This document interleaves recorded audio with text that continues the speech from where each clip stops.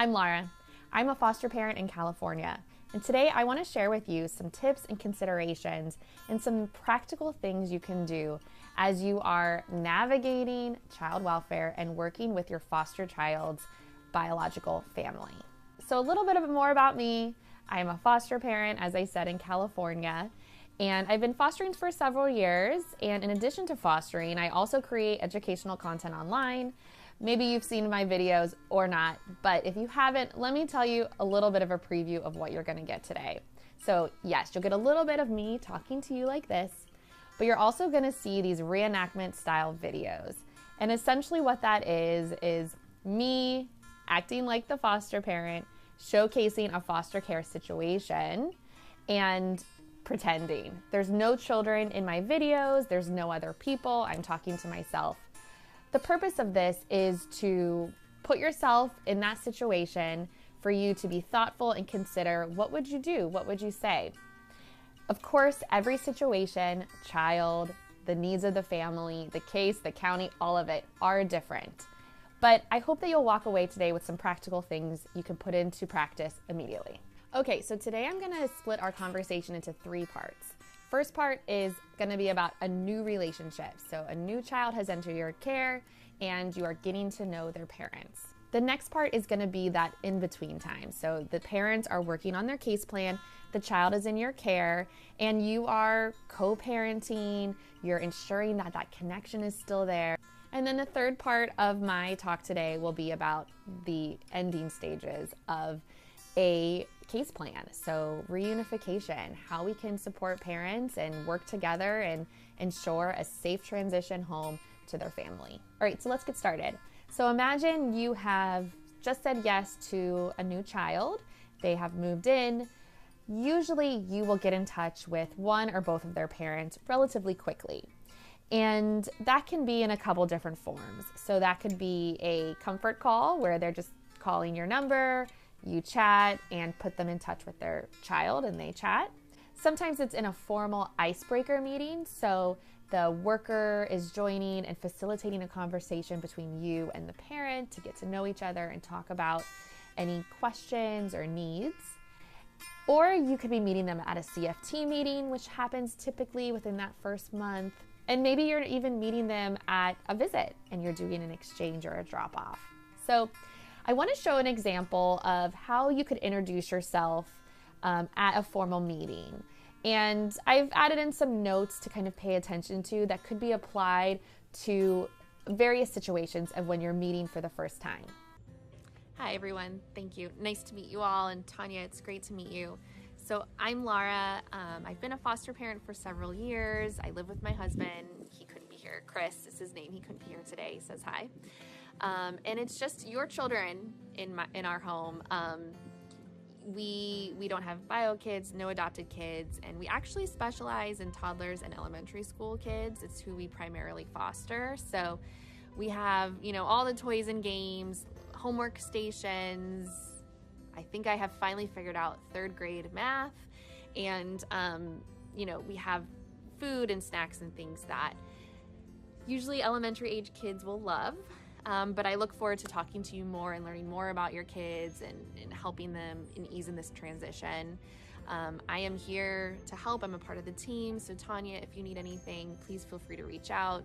Also, if there's any concerns, I do hope you'll, bring those up and we can talk through them. And again, I'm part of the team and I really hope the kids can return home soon. Now, when you are just starting a new case, you're also usually working with a new worker. And so I like to take some time to establish boundaries, my needs, any concerns, and remind workers of all of those things and also the parent. So let me show some examples of that. Yeah, so my work time is from 9 to 4 each day. And so I really can't text or take calls.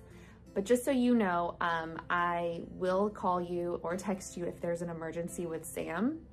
So don't worry, I will just call you direct and let the caseworker know, but I just want to let you know if there is an emergency, I will connect with you.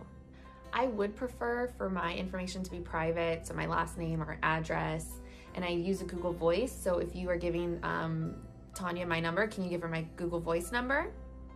Yeah, let me get it for you. And is it possible to have like some rules or guidelines for visitation or phone calls, just so we can all align? I know sometimes there's a confirmation needed if they're gonna attend the visit. And then there's usually a set amount of time that we wait until the visit's canceled. And ultimately, if there's anything that I should know if we're doing phone calls at home, like that are against the rules, and I just would love to have that in writing. And a few final notes before we move on is you might be receiving information about the parent from your worker or the child. And it's important that we take every piece of information with a grain of salt. You know, sometimes workers get things wrong. That happens. And I try to remind myself that I'll never know the whole story.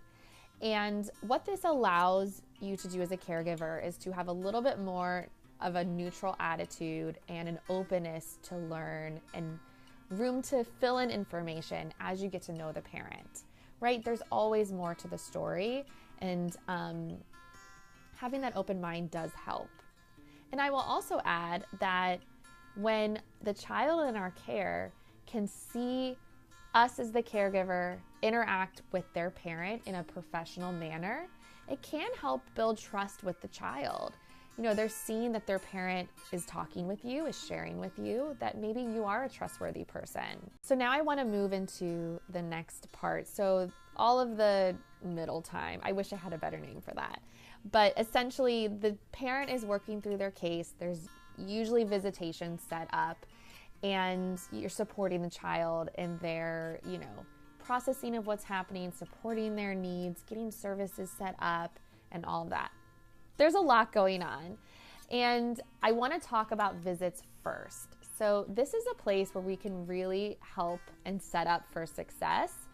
And so I want to share a little bit of how I plan and prepare for visits to set up for success for the parent and the child to connect. And when you are extending these types of opportunities, it can also help nurture that relationship. It can help put the parent at ease. It can showcase that you are in support of them. And it can ultimately help support a positive visit experience, which is very important for families to reunify. Preparing for a visit can be a really important part of being a foster parent and help building that connection, not just with you and the parent, but also between the child and the parent. So I like to still bring a few things, definitely ask the caseworker, of course. And these are really just gonna be bonding activities, toys, or like special things. If we're outside, I usually will use a backpack, just because maybe they're at the park and walking around. But if they're inside at a visitation center, I will bring like a little bin, and I like kinds that have holes so then the parent and child can easily see what's in here. First, I usually include the child and say, what would you like to bring to your visits this week? Any special toys? Anything you want to show your dad or mom? Like, what do you want to put in? So I usually get their input. I always send a visit journal. This is a great opportunity to record milestones, ask questions, remind parents of upcoming needs or appointments or things that are going on in the kid's life. So if you know they have a big spelling test tomorrow, you could put it in here, and the parent can show their excitement or encouragement. Don't buy any journal that is super pricey. Sometimes these get lost. I also, kind of have an open mind. If I don't hear from the parent or they're not using it, I will still continue to put in small little updates. So start with the visit journal. Other things you can include are just items you're giving. So like schoolwork, photos that you've taken. I recommend getting a photo subscription like through Chatbooks. It's very affordable and you can easily print right from your phone, and you get photos every month. So you'll always have fresh photos for the parent and for your life book. I also include sensory activities that can be fun for imaginary play with their parent, but also can be stress relieving. So like Play-Doh, and try to like keep things a little organized in the bin so it's not like a big mess. For older kids, you can always pack homework, and that is a great thing for a parent to do with their child. They can stay up with how they're doing in school. They can also show that they are in tune with the educational needs of their child. And homework needs to get done. So pack the homework and see what happens. It's always like a good thing to try. Also include like a game that's more of a group activity, like picture charades, because then that can reach a lot of different ages. It's a time to be a little silly and goofy and laugh together. I will also pack sometimes like hair salon supplies or things to paint nails. You know, just try to think about things that you would do with your parent and things you would do to bond or connect. And those are the types of things I include. I used to, you know, do my mother's hair and put makeup on her, and it was a memory, a fond memory. I still remember that today. So I think through that. And then also don't forget any type of comfort items. So this will be very specific to the child, but if there's a certain item that is their like comfort blankie or like a stuffed animal, something, or even a sensory toy, chew toy, if they're stressed out, make sure you include those too. This is a good place to start. It's easy to carry, and they can put it in the corner if they don't want it. Or if they're really not into it, you can leave it in the car. And I always leave it up to the parent, and I'll, you know, collaborate with them. Do you want me to bring these types of things or no? I will still bring like homework and journaling though, just because I do want to be able to communicate with them, and oftentimes homework is excessive in the evening and it needs to get done. For outdoor, there's a lot of opportunity to connect and play and, you know, share in that together. So things like, you know, bubbles or ball I might pack, and I change it up, and again, collaborate with the parent. You know, jump ropes or even games to play like tossing. I love that. You know, just think about things that, again, you like to do as a kid, things you guys do in your house, and ways that you can encourage fun and laughter and play. You could also bring chalk or even larger items, again, with worker approval, but riding a bike or a scooter, you know, so that parents don't miss these important milestone moments and can contribute to these big moments in a child's life. For example, when they learn to shoot hoops or ride a bike without training wheels. Yes, there are logistics. Yes, this is not easy, but again, it's setting everyone up for success. It's showing that you are committed and you want to, you know, provide opportunities to the parents and don't want to take from them. And you know, that you're a part of the team and that you're willing to go the extra mile. That's going to be meaningful and will help establish and develop your relationship with the parent. Now, at times, you may not have contact with the parent. Their visits might be paused. The parent may not be able to prioritize visits at that time.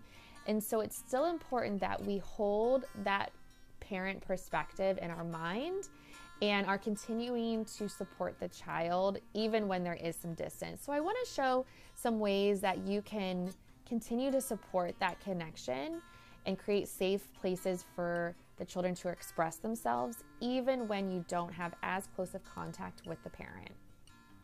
Yes, I'm wondering if it's at all possible at some point to get a picture of Tanya or the family so I can put it up at the house or even just print for Sam to have in his room. I know you miss Mom so much. Here, why don't we draw her a picture and I'll save it so next time we see her we can give it to her.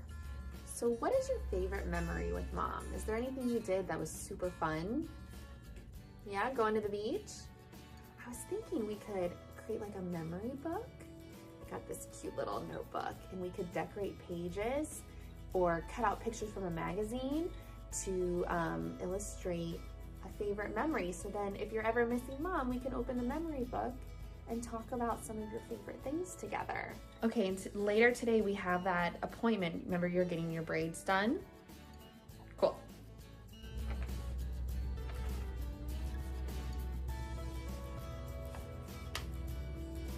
So I packed some recent art projects that Sam has done, and I also packed a jump rope. He really wants to learn how to jump rope, and so if you want, it's in there if you want to teach him. I want to share with you some more shared parenting examples, so take a look. Hey, I'm so glad you could come to the game today. How's it going? Good. It's been a really good week. Sam got an A on his spelling test. Yep. And he's super excited that you're here for his game today. You look so awesome. Okay, let me take a picture for your mom and I'll send it to her. You want to call Mom to say goodnight tonight? Sure. Okay, let me get her on the phone. Hey, Tanya. Yeah, Sam is just getting into bed. We're going to read here in a minute, but he wanted to say goodnight. Yeah, I did want to let you know that Sam has been struggling at school. Yeah, just, acting out in class, disrupting, talking. So the teacher did call and let me know, but I wanted to let you know too, in case you wanted to talk to him about it, or we could maybe schedule a conference with the teacher for all of us to talk. Okay. Now, of course, sometimes things can come up. We're still in a crisis situation, emotions are high, and especially as things change with the case, you may experience some more friction in the relationship. So I want to share some ways that you can work through some disagreements. Okay, I hear you. So I will type up your concerns and submit it to the caseworker so we're all on the same page, and then we can come up with a plan to address it. Okay, I appreciate the feedback. I will work on that. Thank you. Okay, I totally hear you that you would like her hair a certain way. I am more than willing to try, but it might be helpful if you could provide a picture, or at the next visit, we could do it together and you could show me exactly what you want. Or if you're open, I'm happy to take her to the salon and see if I can get permission for you to come with us, and we can talk it all through then. Okay, I'm gonna have to end the visit. I know that might make you super angry, but I'm not comfortable continuing until we have in writing what the rules are. And so I will let the caseworker know that I canceled the visit. And once we have a plan in writing, then we can reconvene. Okay, so why don't we pause this discussion? Let's change the topic to something more positive and lighter, and let's put a pin on it and talk about it at our next team meeting, okay? This is not a great time. Let's focus on having fun. And, I brought some chalk. I was wondering if, Sam, do you want to show your mom how you could do the hopscotch? Now, you might be thinking, what if my child doesn't like their parent right now, or is fearful of them, or were really harmed and doesn't like to see you being so positive towards the parent? This is important to talk about, and it does happen. So I want to show you some examples of ways that you can talk with the child and respect their desires, advocate for their needs, and help elevate their voice in all of this. And I'll point out that this is still in balance and supporting of the case plan and supporting of the parents. So we're going to be starting visits soon with your mom. You don't want to see your mom? Yeah, what are you feeling? Everything you're feeling makes a lot of sense to me. Okay, so here are some thoughts that might help. So my job as a foster parent is to talk to your mom, work with your mom, bring you to visits. Those are things that are required of me. So you might see me talking to your mom, but I also care a lot about how you feel and everything. So would it be okay if I chatted with the worker about some of your concerns, or maybe we could all talk together? I appreciate you sharing with me, and please let me know if anything else comes up or your thoughts are different or changing, just so I can support you and get help. I just wanted to let you know, I was talking with Sam earlier, and Sam's really concerned and upset about the visits, and I just wanted to kind of open that discussion so that we can work on a plan. I'm wondering if there's a coach or a therapist that could join the visits, maybe even just for the first few, just to help with that transition. And is it possible for Sam's mom to join any of Sam's therapy sessions, just to create a safe place for them to talk through things? And when you guys see each other, any support you could give her, I know would be really helpful. So now let's talk about reunification. I know that this can be a heavy time for foster parents. And so first, it's important that we are monitoring and reflecting on how we are feeling. And you can sometimes feel really excited about reunification. You can be really nervous about it and worried. You might also feel a lot of heartache because you've grown to love this child. And all of these things are valid, but it's important that we are able to maintain our role through it all. And so I want to start off by making sure that you have support.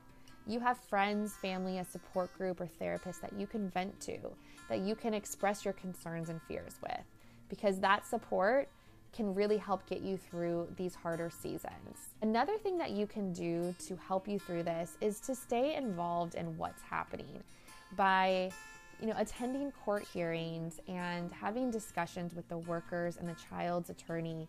You can help get a sense of what the timing can be like. Now, I'm not saying you should be getting information that is confidential, but generally speaking, you can probably get a overview of what timing can look like. So typically for reunification, unmonitored visits are happening. Sometimes you have overnight visits, extended visits over several days or longer term. And those are cues for you that reunification might be happening soon or in the coming weeks. And you can take that time to prepare your heart. And so real quickly, I want to also talk about things that you can do to get ready. You can attend support group and get help there and process all of that. You can make plans for what's next. Perhaps you will schedule a trip out of town or for a long weekend after reunification happens. You can start to think about what will happen next for you as a foster parent. Do you want to modify anything about your home, how you parent, what trainings you need? And maybe if you're going to be changing any of the parameters of the children you're saying yes to. This can all help transition your mind as well and prepare for the next phase for you. All right, so with that, I want to share some examples of ways that you can support this process during reunification seasons. We definitely agree that Sam going home makes a lot of sense, and we support reunification. And I just want to let the team know that we are open to continuing contact and babysitting or supporting the family however they need.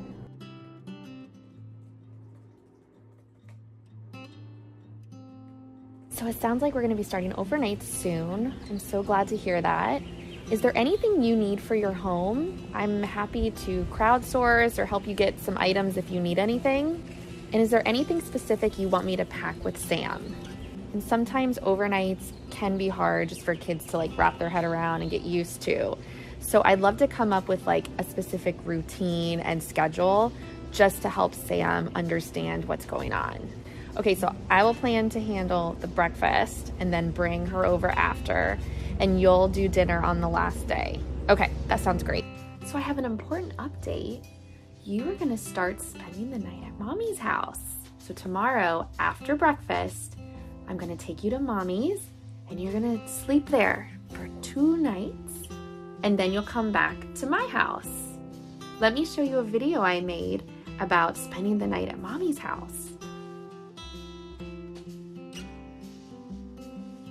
First, we pack and bring our favorite things, like Squishy. Then we drive to meet Mom. You will play with Mom. You will eat dinner with Mom. You will have bedtime with Mom. After bedtime, you will have breakfast with Mom. After breakfast, you will drive back to Laura's house. Okay, I have this big bin. I was thinking we could fill it up with toys that you just keep at Mommy's house. So they'll stay there, so you just have them, so every time you spend the night there, you have your toys. So you're gonna start doing overnight visits, so you'll spend the night with your mom, and then after that, you'll come back here. Is there anything specific you want me to pack for you? Do you have any questions or thoughts? Okay. Why don't I talk to your mom and see if we can schedule just a call between you and me sometime during the weekend. All right, and I'll pack your snacks. I'll pack a bunch of food for you so that you have it, okay? So I know Mom is gonna have things for you to eat. I'll also pack you snacks. Okay, I put together all the contact info for the providers, and I also put in a few gift cards just from our family to pick up anything that you need. And I'm so excited for you and so happy your family can be back together. And please don't hesitate to reach out. Take care. thank you all for taking the time to listen today and consider and to be thoughtful in how you are working with the families that you're serving. And the work you're doing is meaningful and is making a difference. And thank you again for helping our community in such a meaningful way.